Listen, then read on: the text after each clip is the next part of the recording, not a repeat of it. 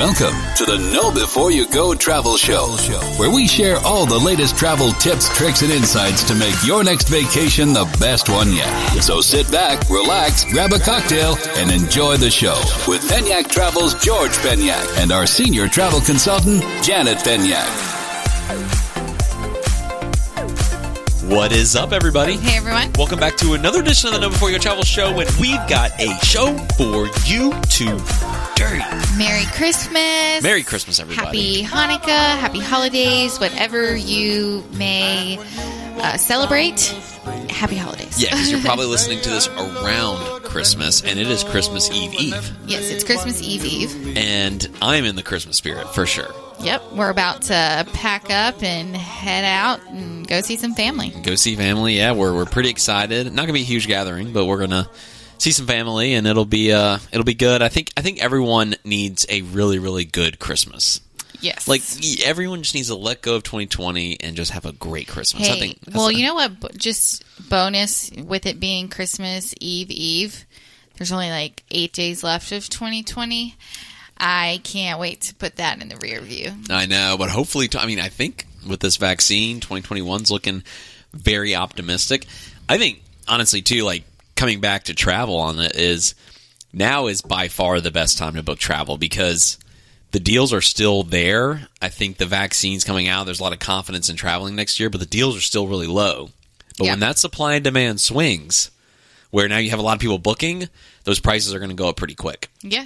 Don't you think? No, I agree. And we're still seeing rates really, really low, like, anywhere from like 20 to 50% lower on average. So now really is, the best time that you can book travel. There's a lot of flexibility, a lot of options for cancel for any reason insurance. So I would definitely recommend if you're thinking about doing it next year, if you don't want to travel, say, in the first quarter of 2020, plan it for next fall. Go ahead and do that because rates are so good. Yeah, you can still lock in your rate, and most packages that we offer have a very low deposit. So you can lock in that low rate with a low deposit, and then you are good to go for 2021. Yes. But it's crazy right now. But anyways, before we get into travel news, I was going to say, we are talking about some travel news today. We haven't done an update in a while, so there's a lot of news to cover. But before we get into that, let's give a little shout-outs here because we have a lot of love to give out. Yes, so we do have a few shout-outs. We have Lauren from Charlotte. All of these are looking for some sort of tropical getaway, so that's cool. Who doesn't need a beach and a cold drink right now? Yes, so Lauren from Charlotte. I need a beach and a cold drink right now. Thank you. Yes, she wants to go to Jamaica.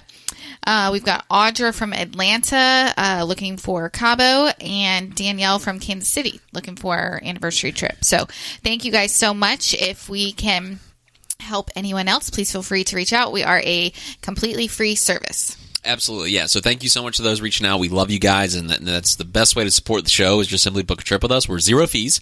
You're going to pay exactly what you would pay online. Or less. So that's our little plug. So thank you guys so much. And if you don't book a trip, that's okay too. A 5-star review works really well also. Yes, we would also appreciate that. Anyways, let's roll into the show. Yes, so... What do you want to cover first? I was going to say, just talking about the demand for travel and people, wanting to travel in 2021. So a survey, it was a new survey from Skyscanner, said 48% of Americans surveyed says the news of a possible vaccine becoming available by the end of 2020 did not impact them as they planned to travel in 2021 regardless of a vaccine. Wow, that's pretty big news. I was going to say, so it shows that there's a lot of demand. There's a lot of pent-up demand. People, want to get out of their house and do something. So, I think that's pretty exciting. I do too. I look at it as, that's a very good signal of consumer behavior right now. And I feel like, I think people can miss a trip for 1 year. But then when you go 2 years with not changing your scenery, I think that is like the human limit. And there's a lot of people that don't get to travel that often, and I get it. But it's like if you're used to traveling every year, if you're a normal traveler every year, and you miss that 1 year, it's really hard to miss a second year in a row.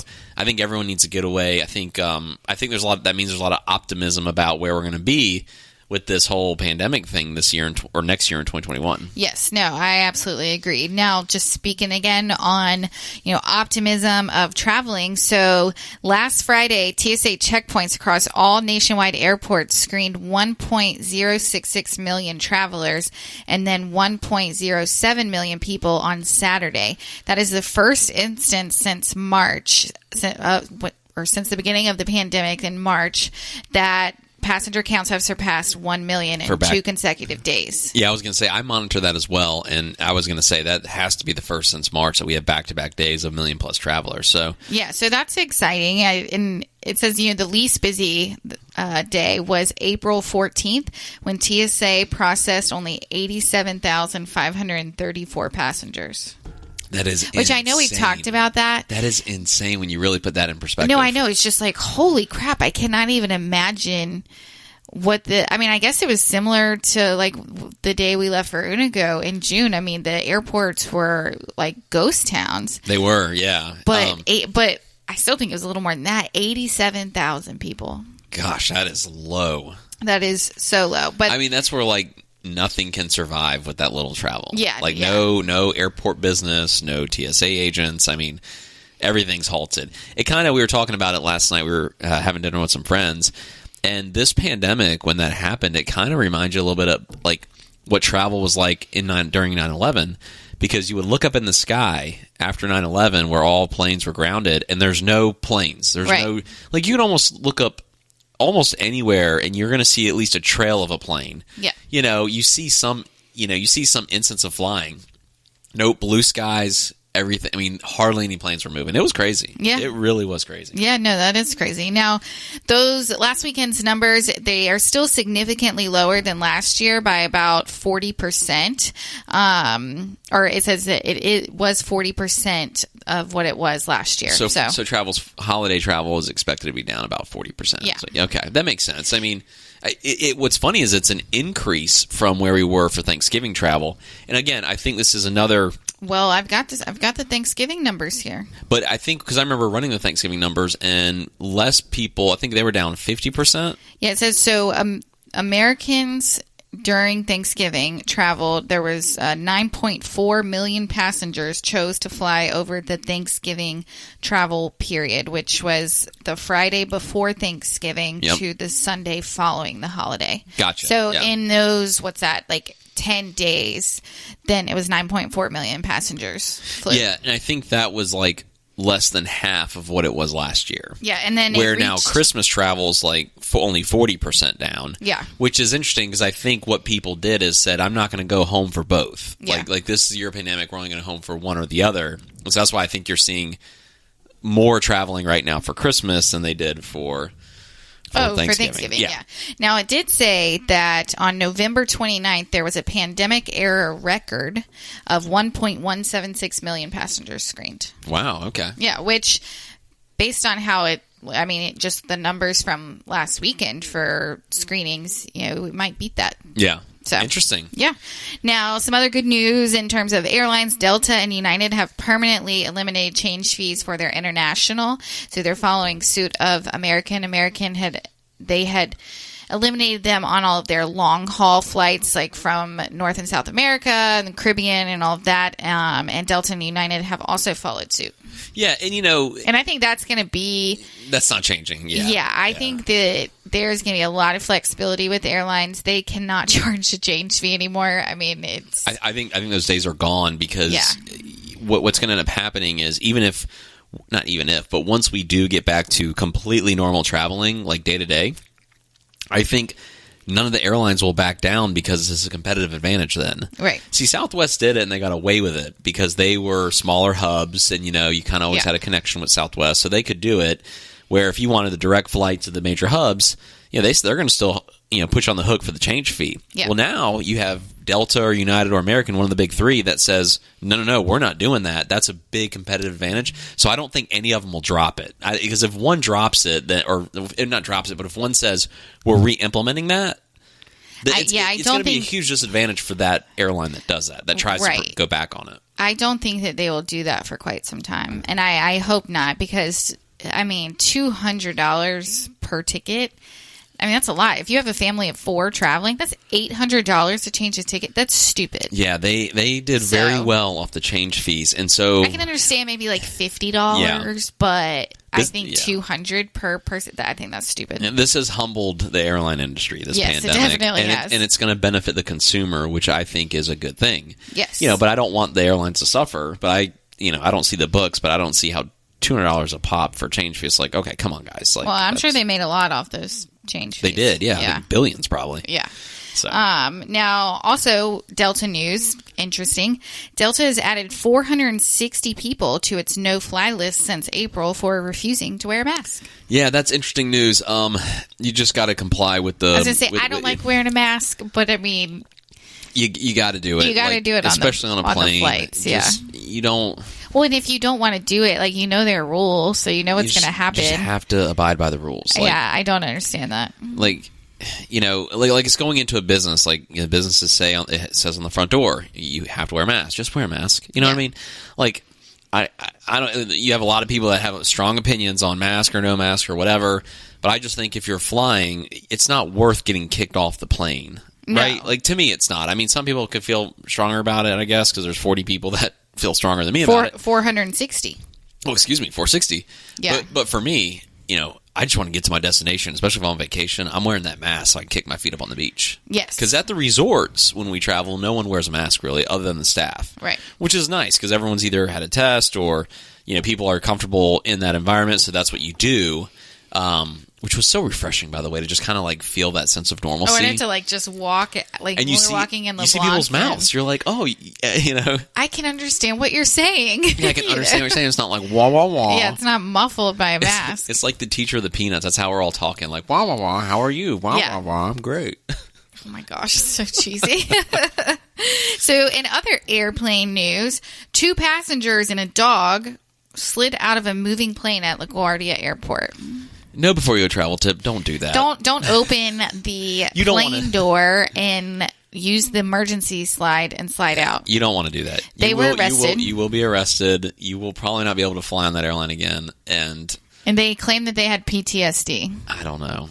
That was a wild story. That's pretty crazy. I mean, I just hope the dog's okay.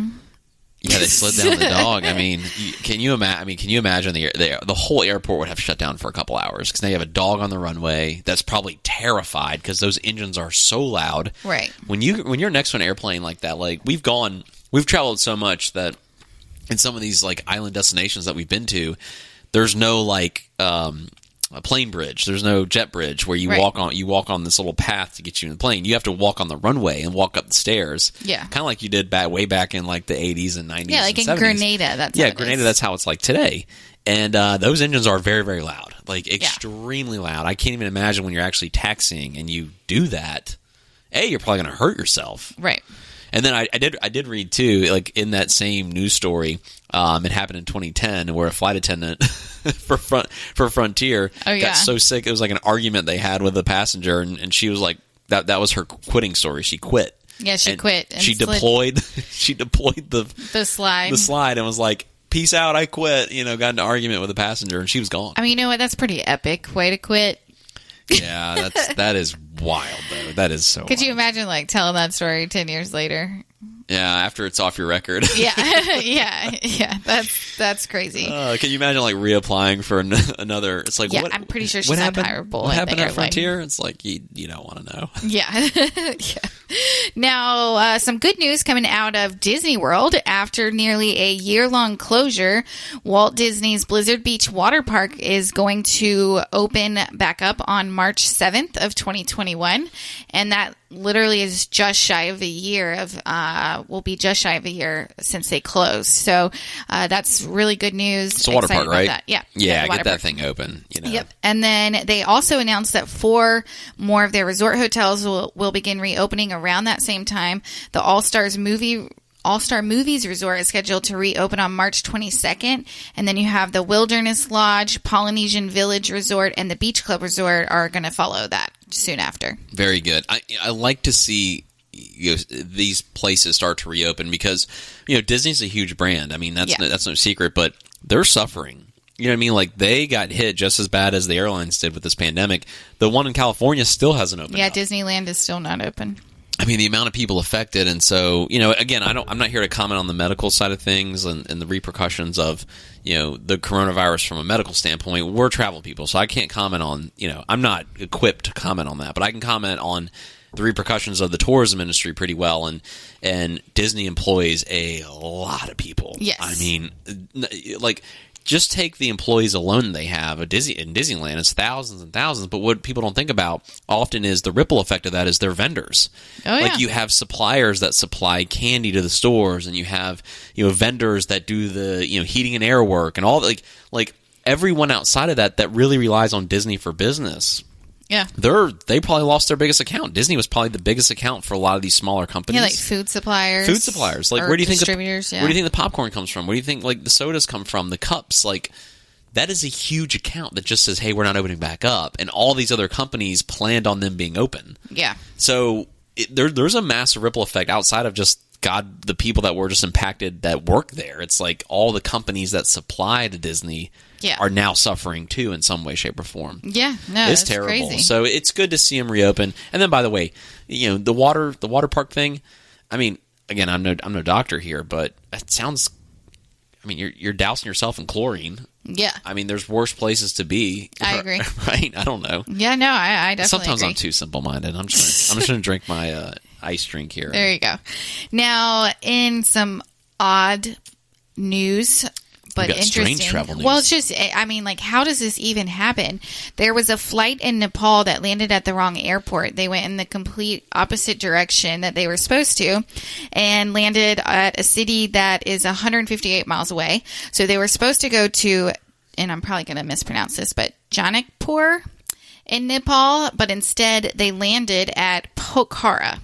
And apparently there was a miscommunication between the ground staff and the pilots, and the flying pilots also did not look at the passenger manifest. So they thought that they were supposed to go to the Pokhara, but they were originally supposed to go to the other place. What in the F? How do you screw that up? Yeah. I'm at a loss for words. There were 69 passengers on board. It's those pilots should lose their license. I'm sorry. It's Buddha Air. I'm not flying Buddha Air. Yeah, so that's... By the way, we've never put any clients on Buddha Air. No, so that's very, very interesting how there can just be a miscommunication like that. Oh my gosh, that is unbelievable.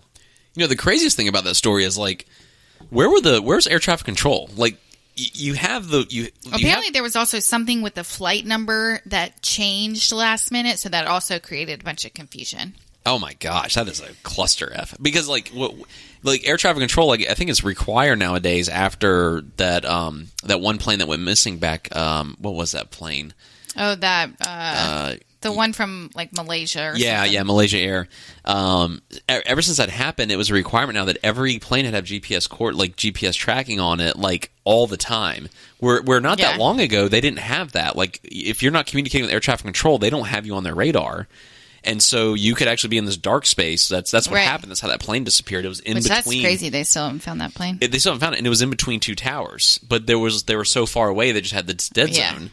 Well, now you can't. I watch a lot of this show called Air Disasters, which our followers probably know that. Don't watch it now. I'm a terrible flyer. I'm actually a better flyer now because I've learned so much about why these things happen. But anyways, not to get off on a side note. Such a morbid thing to talk about. How could the GPS system, like, how could not one person air traffic control look at that and be like, hey, the plane's going in the opposite direction? Like, someone pinged the plane. Maybe it was also a miscommunication in the air traffic control. Who knows? But yeah, that's like a big that's a huge screw up. Yeah, there's going to be an investigation into that for sure. Yeah, I would definitely think so. The pilot and co-pilot have a lot of questions to answer. Yes. So in other news, Delta, British Airways, and Virgin are now requiring negative COVID-19 tests for UK travelers heading to New York, because apparently there is a a new strain of COVID that has happened over there. And so they're going to start testing people that are heading to New York. That's what Governor of New York is requiring.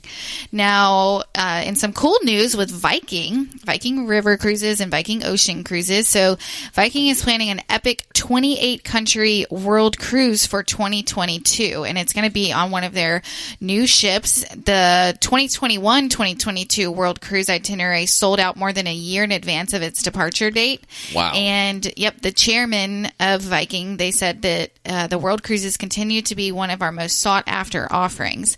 So you can get on the new Viking Neptune. Yeah, break this down for us. Which here. includes 8 restaurants, 2 pools. One of those has a retractable roof, which is cool.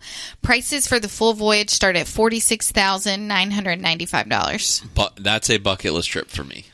I want to go around the world. I don't know where we're going to get $47,000, but that'd be cool. That'd be fun. I wouldn't want to leave our dogs for that long. That's the thing. You the pets kind of get you. I was going to say, if you're I think that's definitely, we would be the youngest probably by 30 years. What's the, I don't want to say the whole itinerary, but what's the time frame again? Is it 30 days? They are working on it. It hasn't been fully announced. Is it more than 30? It's like 60, right? Yeah, no, they're usually like months. They're like 90 days. I could do it. Yeah, I couldn't. But, I don't know, actually. Could you imagine being on a ship for 90 days? I mean, you're on and off a lot, because I remember seeing the itineraries. Obviously, there's not any itineraries going right now, but right. When this became popular, you look at the itineraries, and it goes to some very fascinating places. And there's usually a stop like every day or so, almost. Like there's a lot more stops than people think on these cruising around the world, itineraries. Oh yeah, no, there definitely is. But so another thing that Viking has implemented, and with their safety protocols, is daily COVID-19 testing. So if you're on like a 90-day world cruise, you have to get 90 COVID tests? Well, see, here's the thing. That's pretty crazy. What I don't understand about the super long cruises is, like, what if you test positive? Like, are they going to kick you off the boat and, like... I think you're just quarantined to in, your like, room. Egypt or something? You're quarantined to the room. Okay, that would be... I guess. I don't really know, so please don't hold us to that. I'm just assuming. There's probably some strict protocols. When is this set to sail? Well, probably not for a little while. They have one, their world cruise for 2021. It's December 2021. Okay, so we could And I believe it starts in Fort Lauderdale. We're probably going to be well out of this by then with the vaccine coming out. So if that's the case... knock on wood. Yeah, knock on wood for sure. Yes, I certainly hope so.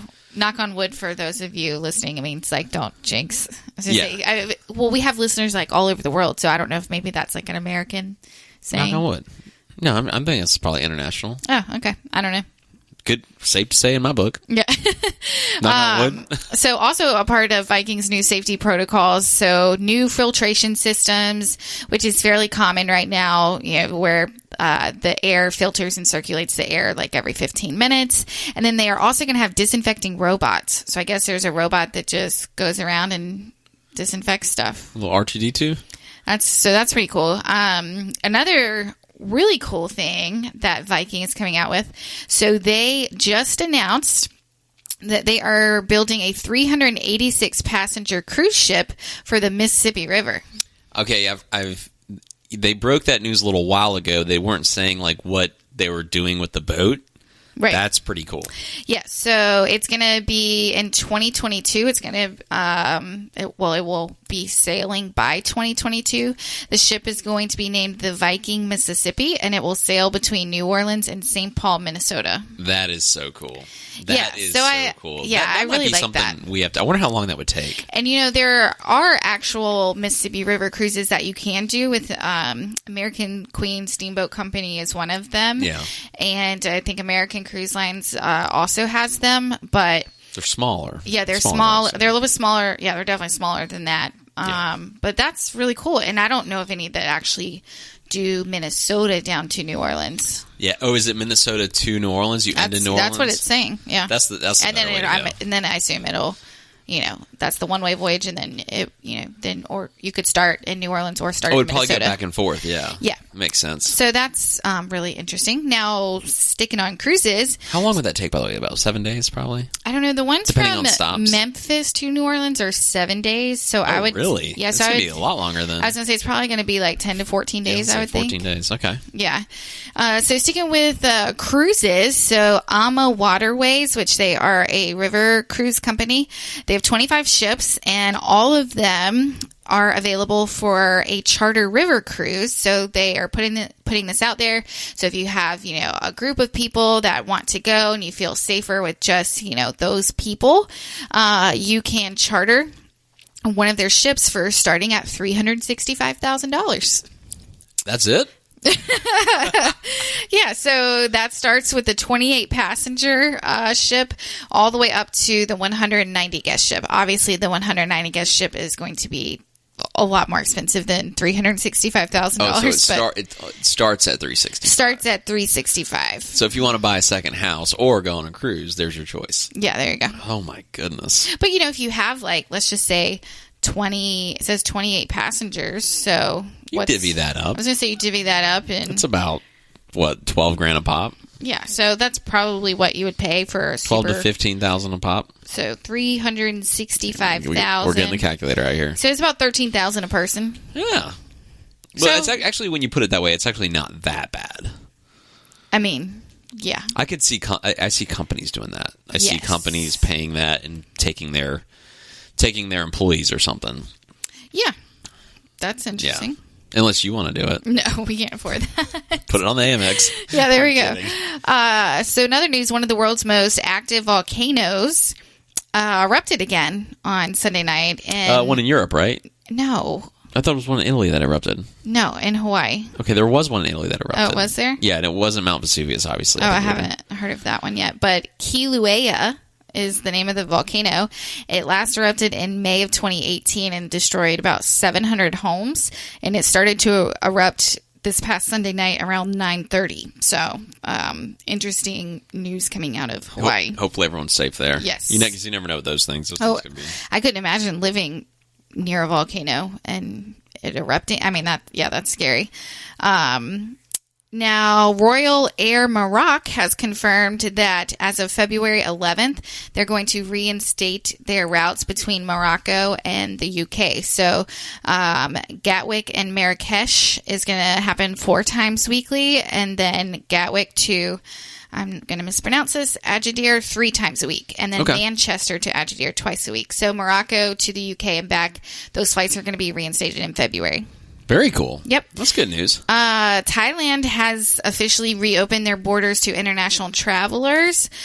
But to me, they say they're open, but they're not really open for tourism because you still have to do the 14-day quarantine. Yeah, it makes it tough. I mean, it's good to hear that they're going to accept flights, but yeah, it's tough. Yeah, so then you're not really open to tourism, in my opinion. What about all the flights to Hawaii? Did we talk about that already?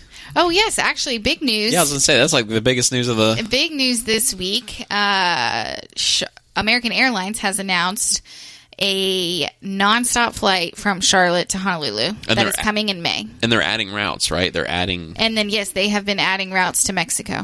That's amazing. Yeah, which I think we talked about that the last one, right? Did we? No, I don't think so. Oh, well, they have added a... Oh, yeah. Because we haven't done a news one in a little while. Yeah, so American Airlines has been adding routes from Charlotte to Cancun. They've made that... they brought that back to 4 times a week, which that's what it used to be, 4 to 5 times... Or 4 to 5 times daily, sorry, not a week. And then it was down to 1 or 2 daily, and some days they actually didn't even have the nonstop, but they've brought it back to 4 a day from Charlotte to Cancun. I know Dallas, they increased it. There's now 6 a day from Dallas to Cancun.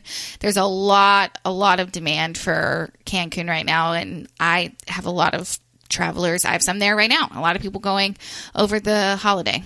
Yeah, no, it's great. We're going back to Mexico.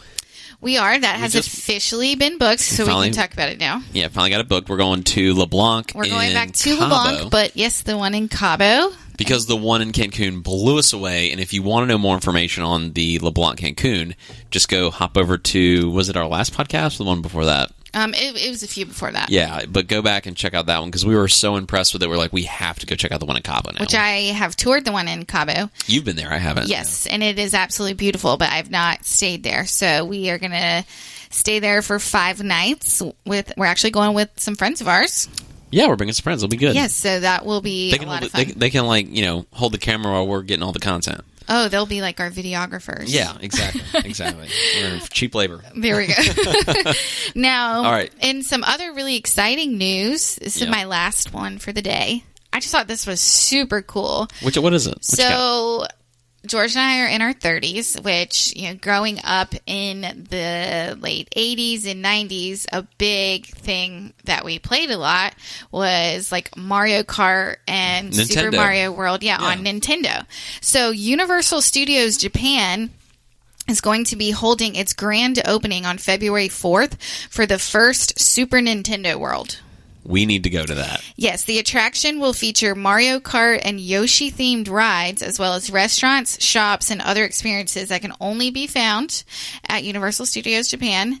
And then you also have the option to purchase a power-up band, and you can collect virtual coins and more things to bring the experience of playing Super Mario games in real life. That is cool. Because you know how you would collect the coins? Attention gamers, this is something you got to do. Yeah, it really makes you want to go to Japan. It's a bucket list thing now because that is a unique experience, and Nintendo. It'd be like very nostalgic, That's the thing. Like you can't put a price tag on nostalgia. Yeah, I mean it's amazing. So that'll be cool. That'll be fun. Yeah. So I really wonder if you can collect mushrooms and grow. You get bigger if you eat a mushroom. Yeah, I don't know. That's or really stars or fireballs. You can throw fireballs at people. So, question for you, and just speaking of Mario Kart. What character did you usually do? Ooh, that's a good one. I liked Yoshi. Yeah, I was going to say, I usually did Yoshi or the mushroom. The princess was kind of slow. Yeah, the princess was slow. Bowser was always really slow. Bowser was slow. And I like Luigi. Because everyone goes with Mario. I'm like, Luigi's a sidekick. I'm gonna put Luigi out there. I'm going to get him some reps. Get him out there. Because, the poor guy's go-kart. He probably has the least amount of miles on his go-kart than anybody. This is making me want to play. I know. We used to play against each other all the time. I would whoop that butt. We do still have the Super Nintendo. That would be like a good piece of content we can put up on our Paniac Travel page. Is like Janet, us playing Janet Paniac versus George Paniac, and then Mario Kart, and then we talk about the opening of Super Mario Kart World. That'd be good content. Yeah, it might be something to do. All right, so trip of the week. So we actually have a lot of people traveling over the holidays. Which we do. I am very grateful for, so thank you guys so much. But we've got people traveling, lots of people actually going to Unico, going to be there over the New Year's holiday. We have clients in St. Lucia right now. We have them in Cancun and going to Cancun. We have some in Cabo right now. And we also have some others heading out to Puerto Vallarta on Saturday and then Punta Cana on Sunday. Yeah, so thank you guys so much for those that are if you're traveling and you booked with us, thank you guys so much because it means the world to us, and it's part of the reason why we do this podcast. Oh, and we also have a lot of Disney.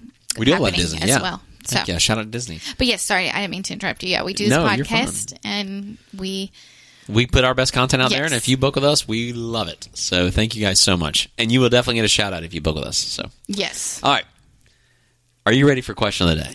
Yes. What is your question of the day? I've been dying to ask how this out all of podcast. Left field this one is. This was not that bad. I'm curious what you're going to say. I think I already know my answer. It's another would you rather. I'm finding a lot of these would you rather from the internet. It's pretty good. Okay. Would you rather be alone for the rest of your life or always be surrounded by annoying people? Oh, gosh. You have 2 choices. That is, it's about as brutal as it gets. But you could still, if you're alone, you could still have your dog. Yeah, I'll let you have the dog. Okay, I'd rather be alone. You'd rather be alone with your dog? Yeah. I just think about one of your annoying friends. No. And thinking about that for the rest of my life, every day. Okay, hang on. Let me think about this. Yeah. All right. I think I'm going to go with always be surrounded by annoying people. Oh, okay. I hate the word always because I feel like I could change them. I feel like I could help them be less annoying. Annoying people aren't usually annoying people only annoying because they don't know they're annoying. But if you communicate with them, Maybe it'll help them be less annoying. Well, maybe you can communicate that to your friend. I've tried. It doesn't work. And it only makes it worse. I'm just kidding. Yes. That's a good one. Yeah, that's interesting. That's an interesting one. Well, I think that's a wrap. I think that's a wrap, guys. Yes, so thank you guys so much for listening. If you have questions about anything, or if we can help you in any way, or if you would like to submit a question, please feel free to slide into our DMs. You can go to our website, PennyacTravel.com. If you click request a quote, it comes directly to me, or give us a call 1-800-674-3278. And again, please remember that our services are completely free to you. Yes, absolutely. And we hope you and your family and your loved ones all have a safe and Merry Christmas and Happy Holidays. It's a great time of year to celebrate. Although during the pandemic, whether you're doing it virtually or whether you're getting together in person, be safe, have fun, enjoy time with family and friends, and just know that from the Penyak Travel family to yours, for listening to our podcast, we love you guys. Merry Christmas. Yes, thank you guys so much. Merry Christmas. And we'll do one more before the new year. We'll get will. a couple in. So, That's all right, guys, that's Catch a wrap. you next time.